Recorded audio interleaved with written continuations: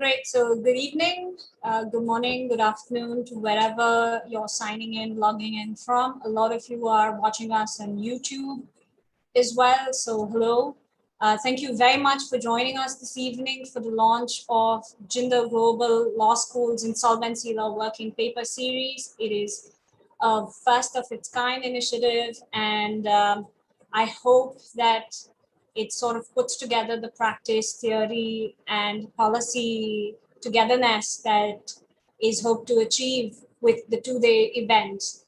At the very outset, we have our stellar collaborators, starting with the Insolvency and Bankruptcy Board of India. I'm very thankful for the executive directors and the managers who have supported this initiative. You will hear from the IBBI as well as a part of a keynote tomorrow.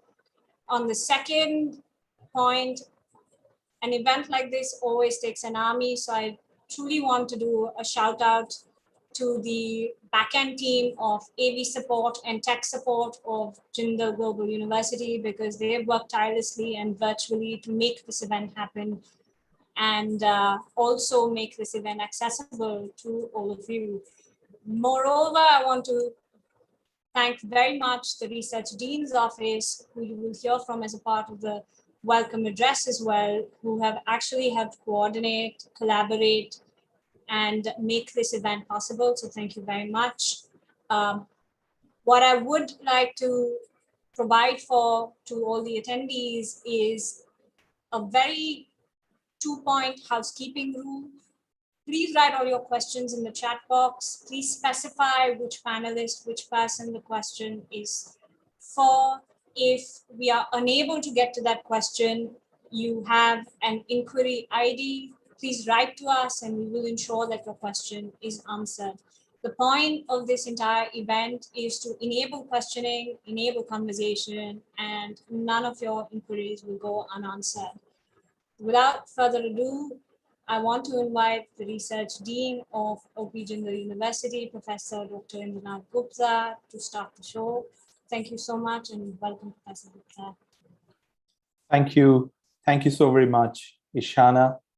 I must say, welcome to all panelists, panel members, as well as participants who have joined on YouTube. It's a great beginning and it's a wonderful initiative. So, I had the opportunity of talking to Ishana and going over all her plans and everything. I think she has done a great job. So congratulations, Ishana. Through open source working papers, JGILS Global Law School Insolvency Law Working Paper Series, which is JGILS. Of course, I'm going to confuse it with JGLS, but it is not, has been conceptualized to engage in original research, thought leadership, and contribute to the existing jurisprudence of insolvency and bankruptcy. The overarching idea is to initiate a dialogue between different stakeholders at a local and global level. Generating scholarship through working paper series is an excellent idea and really resonates well with other available working paper series in various academic institutes. So congratulations, Ishana, on that front. For instance, the Transatlantic Law Forum working paper series at Stanford Law School. I think, Ishana, and all others, it is a decisive step that we have taken in bringing together different perspectives through the eyes of practitioners, academics, policymakers, legal experts, and others. I can imagine that this couldn't have been managed without the wonderful support by different stakeholders. I have to thank all of them. Thank you all to those who have supported this event, either directly or in an indirect manner. But especially, I have to thank the Insolvency Bankruptcy Board of India, the insolvency law regulator, who has played a stellar role in developing thought and policy in this niche area. I'm thankful to the VT Center for Legal Policy and their bankruptcy program and the defining role that they have played in drafting the law of insolvency in India. And of course, thank to the Red Intelligence, which is a data service provider, and they have provided significant analysis in the area of insolvency and bankruptcy. Thank you to all of you and all who have supported this event. I congratulate all, especially Ishana, for putting together an exceptional editorial board, and welcome all participants and discussing in this meeting.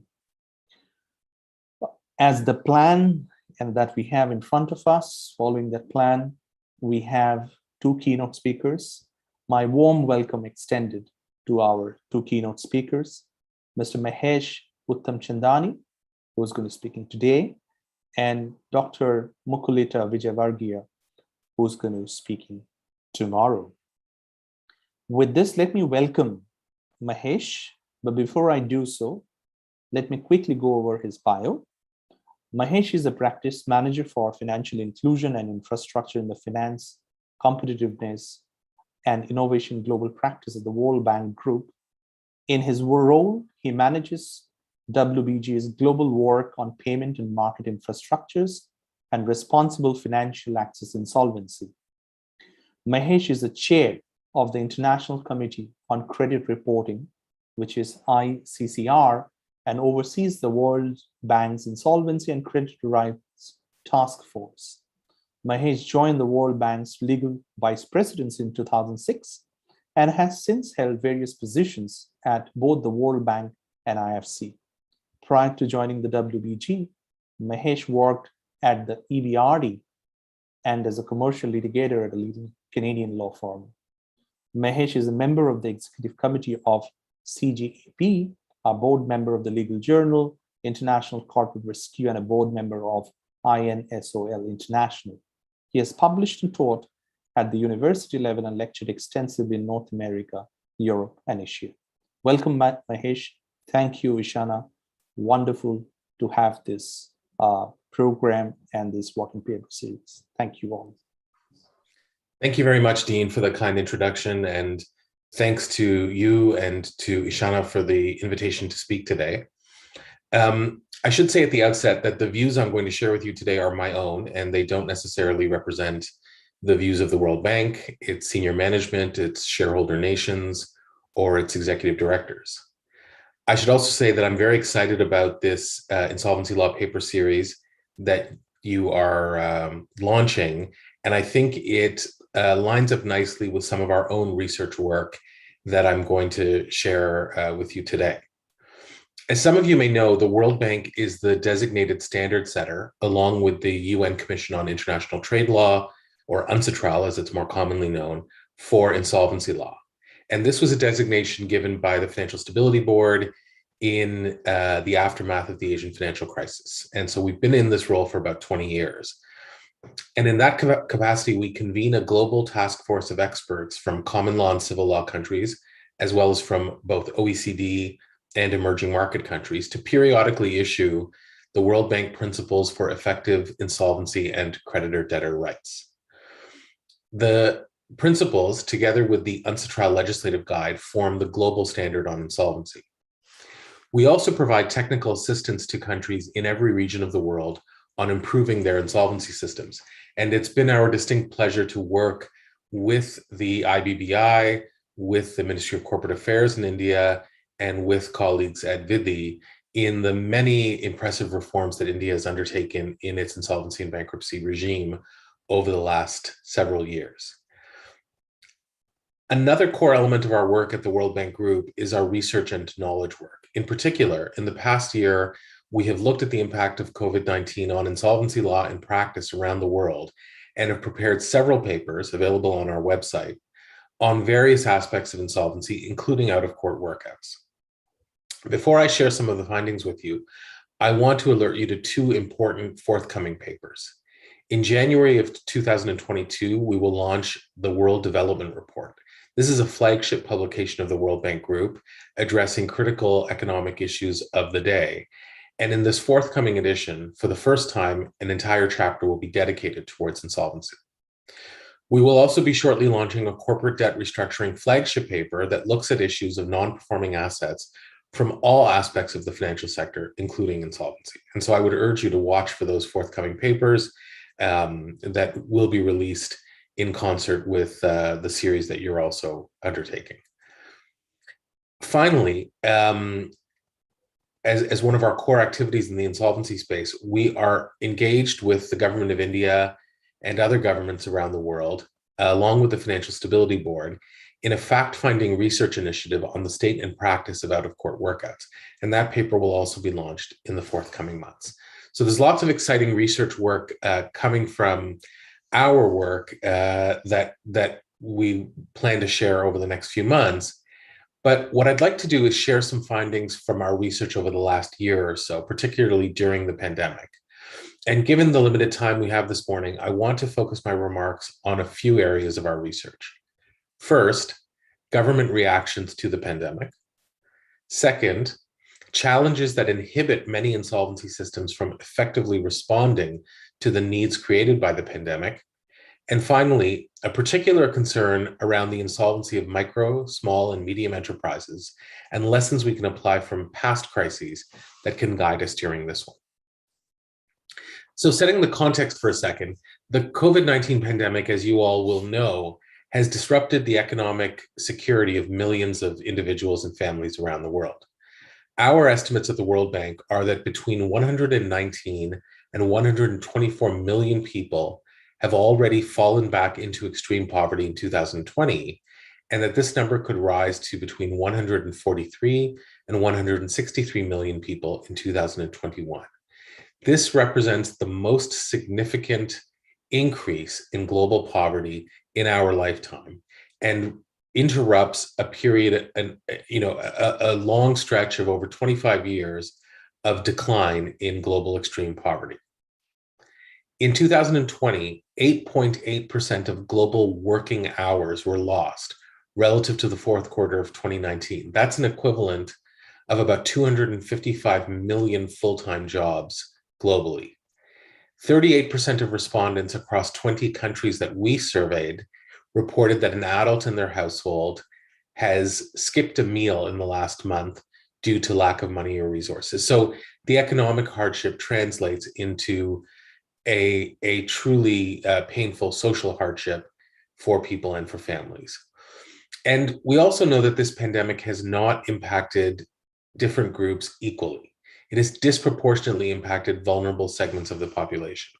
Employment loss amongst youth, ages 15 to 24, has gone up by 8.7% compared to only 3.7% for adults in general. And this runs the risk of a so-called lost generation from an employment perspective. And losses in post-support labor income were relatively larger for young workers, women, and the self-employed, and for low and medium skilled workers. This points to the risk of an uneven recovery, leading to still greater inequality in the coming years. Speaking of women, we know that women in particular are being left behind by this pandemic. Women are disproportionately reporting decreases in income.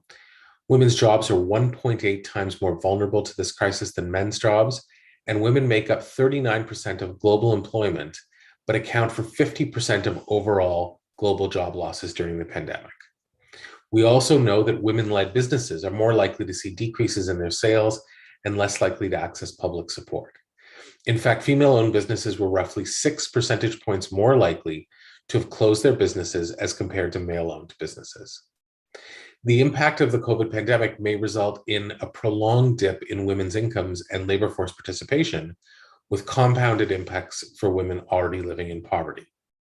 So with that background, we understand that the concept of insolvency, both in terms of restructuring and rehabilitation, but also bankruptcy, is central to the issues we're experiencing during the pandemic. And as a complement to the financial measures implemented to stop the worst of the damage from the COVID economic crisis, many governments made temporary legal changes to their insolvency frameworks. We conducted a joint survey with Insol International, which is the largest global body of insolvency experts and practitioners, as well as academics and judges. And this survey spanned both advanced economies and emerging market economies. and we surveyed 69 economies. Of these, 67 had enacted some sort of insolvency reform in 2020 alone.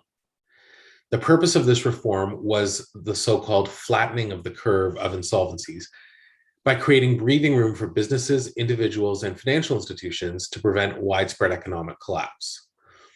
The reforms fell into several key categories. The most common were relaxing debt repayment requirements, which 80% of countries reported. And this could consist of measures to address the prospect of repayment, for example, moratoria or extension on loan repayment terms, measures to address the effects of non-payment, such as prohibiting the acceleration of contractual terms, suspending judicial proceedings, or suspending the execution of certain debtor-owned assets.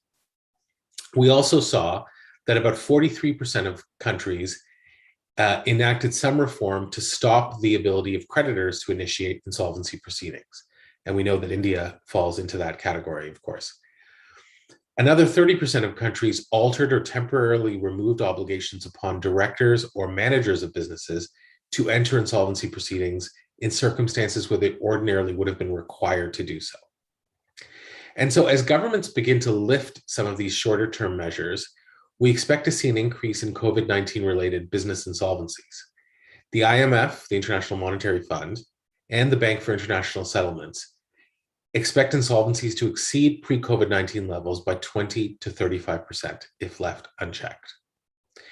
Insolvencies and non-performing asset crises could resulting from COVID-19 could create lasting damage to affected economies. Now, I talked a little bit about the short-term measures, but what about the more fundamental structures of insolvency law and practice that would allow countries to deal with an increase in cases and an economic crisis? We know that many economies lack the legal infrastructure to effectively manage a significant rise in business insolvencies and non-performing assets. According to the World Bank's 2020 Doing Business report, which measures the ability of businesses to function across 150 economies globally, across 10 dimensions in each of these economies, of which one is insolvency law. Insolvency law is one of the least reformed areas for the countries assessed in the report. Only 13 of the economies underwent insolvency reform during the period immediately preceding the pandemic, and only 31 of the economies surveyed have specialized bankruptcy courts for insolvency cases to deal with the complexity of insolvency cases. Economies typically rely on their judicial system to play a critical role in the insolvency process due to the legal and procedural complexity of the issues and the need to balance the interests of debtors and creditors, including employees, and the public interest. The time between the initial application for a liquidation and the final distribution of funds to creditors can take years, particularly in the case of a large company with complex affairs. Again, our Doing Business 2020 report suggests that the time to resolve an insolvency from the company's default until outstanding obligations are paid takes on average 2.5 years. This timeline varies significantly by country, and it depends, of course, on the specific complexities of individual cases. And for some OECD countries, the average time can be as low as less than half a year. And for other countries, particularly in emerging markets, it can be as high as 6 years. And we know that this is a problem because time is the enemy of all insolvency cases. It reduces the options and flexibility for restructuring. It causes customers and even employees to migrate to other businesses. And so resolving insolvency cases in a timely way is critical. Complex litigations can be exceedingly lengthy, though, even in well-functioning judicial systems. So for example, in Australia, an insolvency that commenced in 1991 over a series of companies was finally resolved in 2020. The main trial occurred between July 2003 and September 2006, taking up 404 days of court time. And the judgment took 2 years to write and was over 2,600 pages. This is, of course, the exception in a lot of advanced economies, but it underscores the complexity of dealing with insolvency cases and of trying to overcome the challenge of resolving them quickly. Insolvencies place significant demand on court resources and time, and improving the legal capacity to manage insolvencies is critical for economic recovery. A sudden rise in non-performing assets is likely to strain even the most sophisticated and well-resourced judiciary because insolvency cases require technical specialization and expertise. Without reforms to simplify and scale the process, judiciaries are likely to experience a case backlog, resulting in further delays.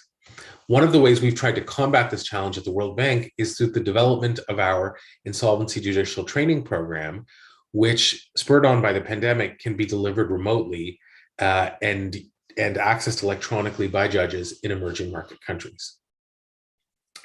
Court delays can also limit the redeployment of otherwise productive capital within an economy because capital remains tied up in non-viable businesses. Pre-COVID, it was already recognized that high rates of so-called zombie firms, which make enough income to repay interest on outstanding debts, but not enough to repay the outstanding debt balance, drain productivity from the economy by constraining the resources available to finance the growth of healthier businesses. And there's extensive research, for example, from Japan, that shows that the persistence of zombie companies actually starves new up-and-coming startups from capital.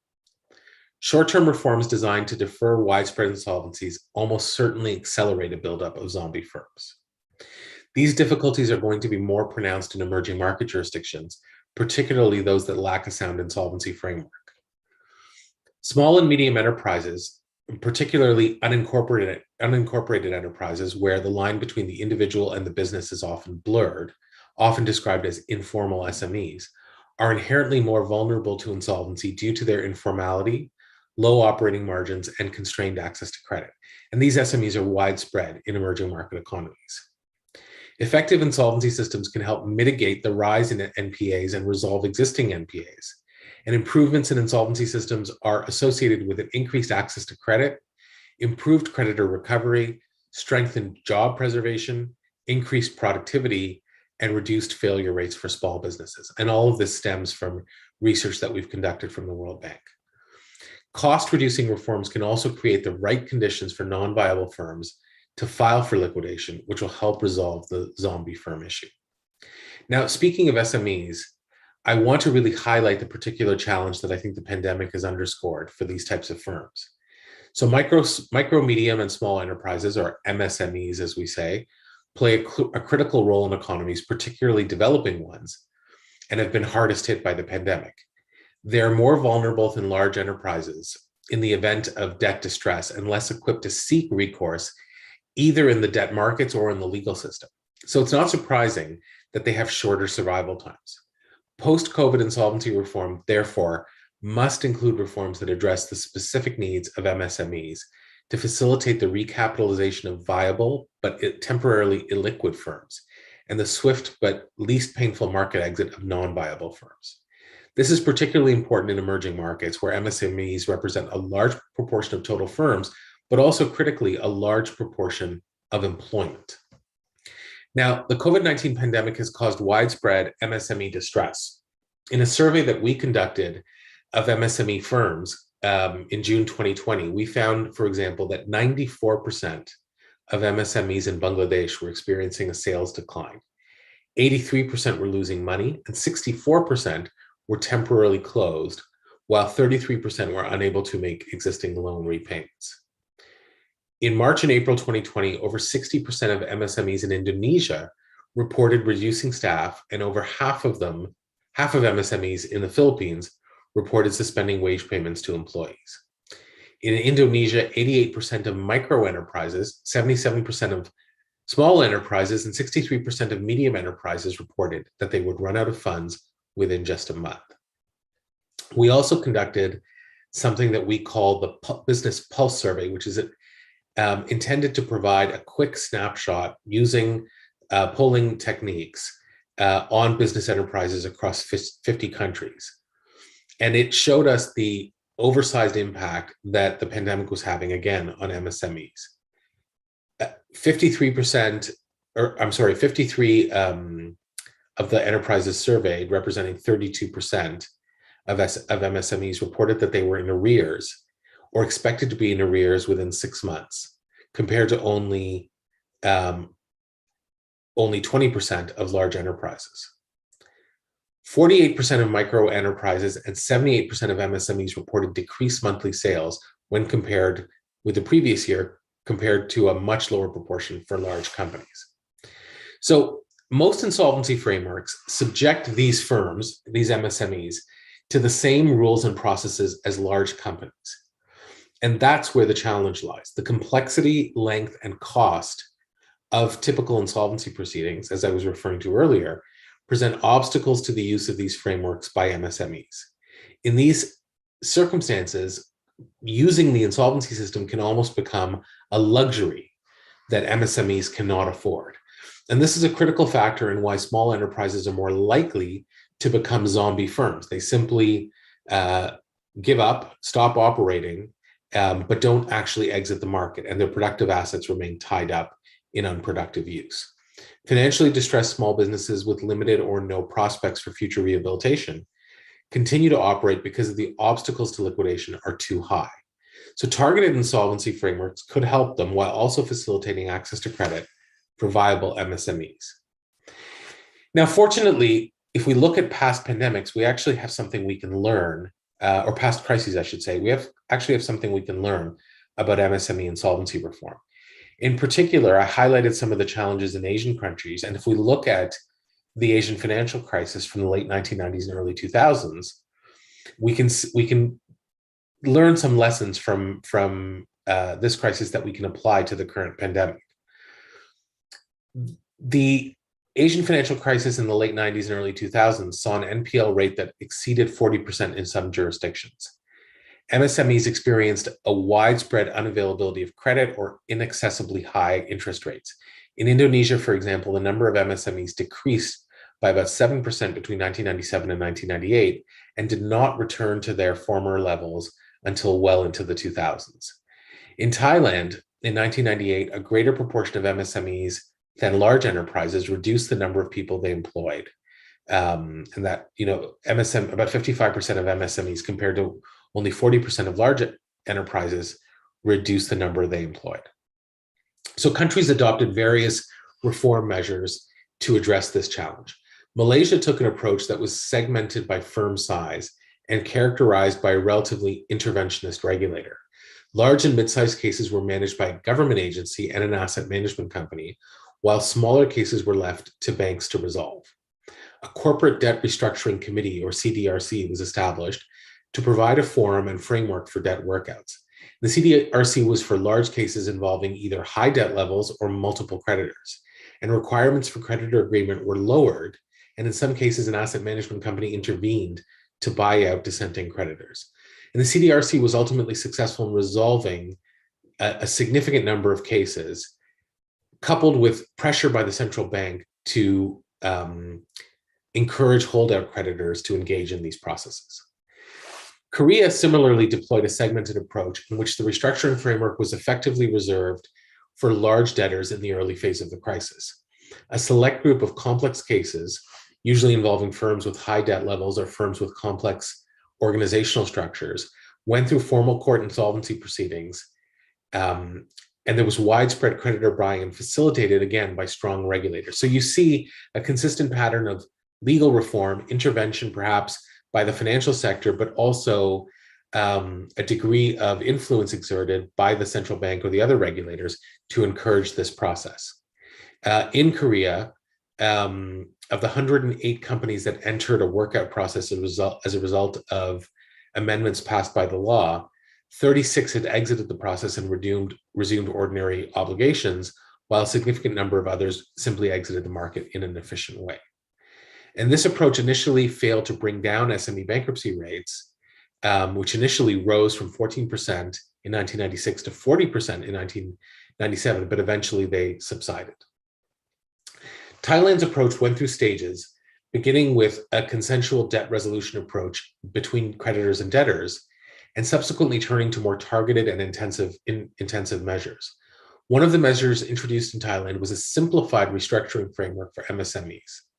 The Corporate Debt Restructuring Advisory Committee, formed in June 1998, introduced a simplified process to reach agreements within 45 days and identified cases for follow-up. Of those cases, by 2001, 75% were completed or significantly close to completion.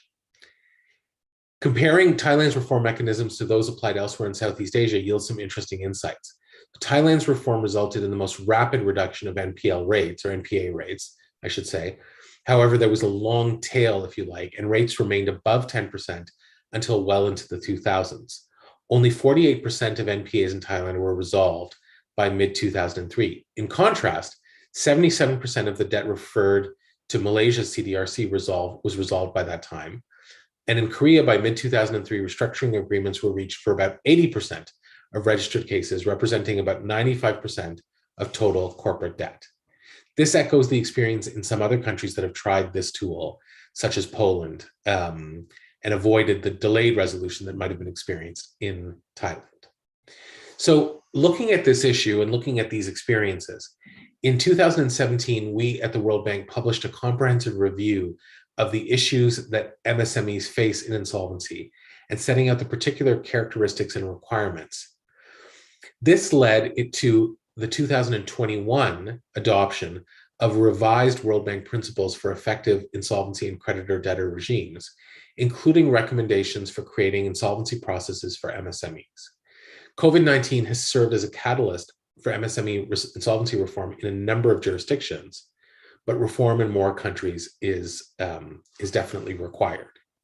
If we look at some of the jurisdictions that have engaged in MSME insolvency reform since the pandemic started, we see some common threads.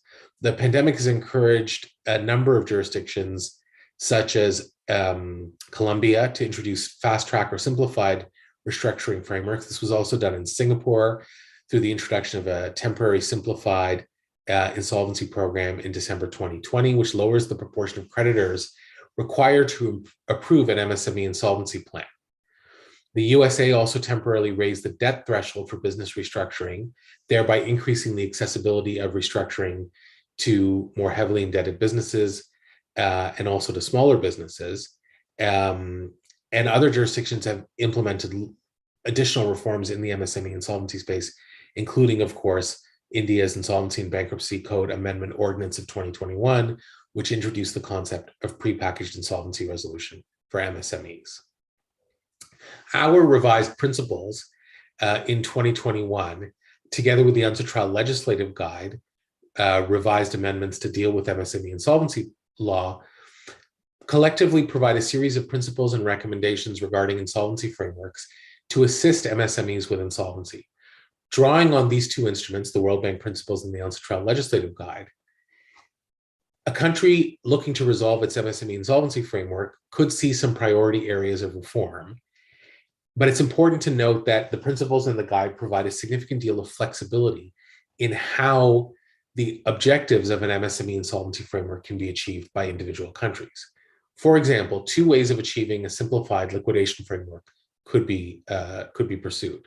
First, the establishment of a new standalone process for MSMEs, or alternatively, exempting MSMEs from inappropriate or onerous provisions that exist currently for large businesses.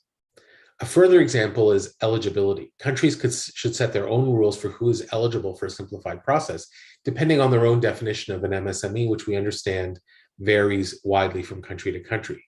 What is crucial, though, is that the eligibility criteria is easy to understand, transparent, and easy to apply. Countries could lower or remove documentation requirements because inadequate record keeping can often mean that MSMEs, particularly micro enterprises, are unable to provide the required pre-filing documentation or audited historic financial records that are typically required. Keeping the debtor in control of the business is another option to look at for countries, although it can increase the risk that debtors dispose of assets in a manner that's adverse to creditor interests. A debtor in control model makes more sense in the context of MSMEs because the owner manager is more likely to be indispensable in the continued operation of the business. Australia and Korea are examples of jurisdictions that keep MSME debtors in control of their business. Imposing, though, supervision by an insolvency or restructuring practitioner, particularly in countries such as India, which has a robust cohort of these practitioners that are duly regulated, could also provide creditors with the comfort and control they feel they may need when leaving the debtor in control of the business.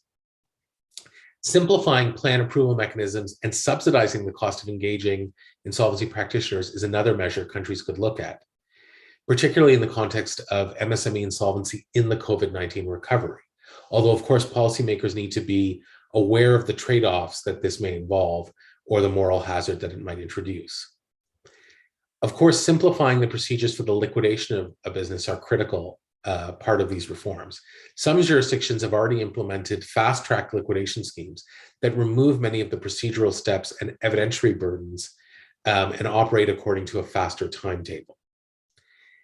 The availability of fresh financing, including debt-to-equity convertible financing, will allow an MSME to continue operating without incurring more debt.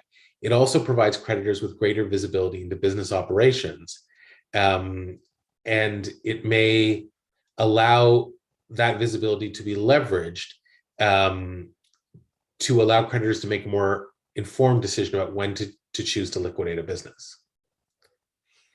And a critical element, I think, of dealing with MSME insolvency is minimizing the use of courts.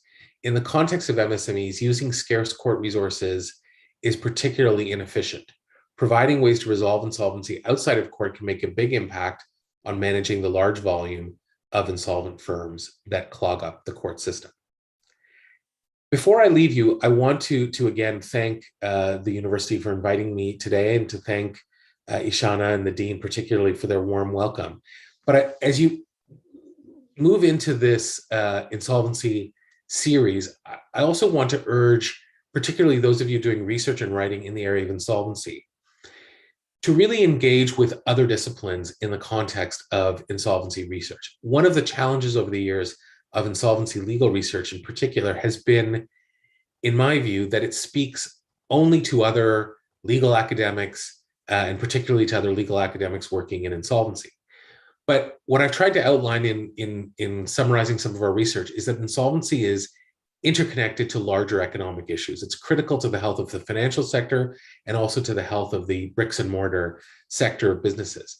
And so insolvency research that A, relies on empirical data, and B, speaks to these broader economic concerns and the role that insolvency plays in the larger economy is, I think, a critical area of scholarship that has yet to be fully explored. And it's one through our survey work and our research that we've tried to make a contribution to. Thank you for taking the time to listen to me today, and I wish you well in the rest of this event.